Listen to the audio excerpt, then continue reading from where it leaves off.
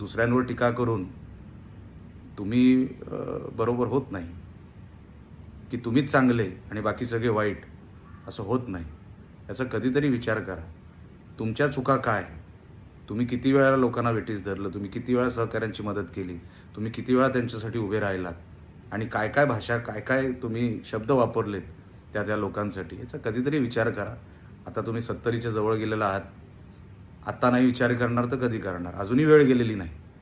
तुम्ही अजूनही विचार करा आणि इथून पुढे जसे-जसे शब्द वापराल, जशी-जशी सभा घ्याल, ते मी मागच्या गुहागरच्या सभेमध्येही बोललो होतो, की जर काय वेडं-वाकडं झालं, तर त्याच ठिकाणी सभा मीही घेणार. पण तुम्हाला आज एवढ्यासाठीच सांगायला मी आलोय, की आता तरी चिपळूणच्या लोकांना, रत्नागिरीच्या लोकांना